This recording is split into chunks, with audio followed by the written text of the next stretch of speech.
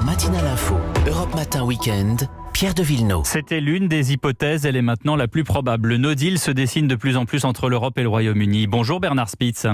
Bonjour. Vous êtes le président du pôle international et Europe du MEDEF. Vous êtes en charge justement de ce dossier compliqué du Brexit. On l'a vu tout à l'heure dans le journal de 7 heures avec notre correspondante à Bruxelles, Isabelle Horry. On va devoir se plier à de nouvelles règles, de nouvelles habitudes, prendre son passeport même pour un petit week-end à Londres, un visa pour aller bosser, des files d'attente pour les camions à la douane, des produits qui devront être compatibles avec les normes sanitaires et de sécurité.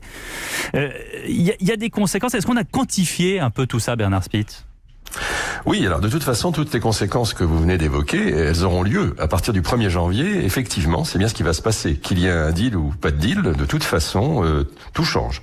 Alors, pour les quantifier, il faut savoir par exemple qu'il y a 120 000 entreprises françaises, oui, et donc des millions de salariés, qui exportent ou qui importent au Royaume-Uni. Donc, pour toutes ces entreprises, ça change.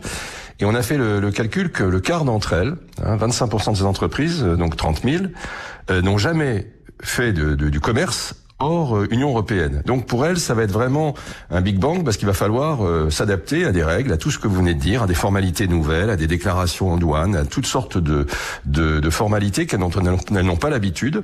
Et donc pour elles, c'est vraiment un vrai changement. Donc, et puis il y a évidemment tous ceux qui sont concernés. Pardon, ça n'est pas que de la paperasserie, c'est aussi de l'argent. C'est-à-dire qu'il y a des droits de douane, ça veut dire qu'elles vont devoir payer.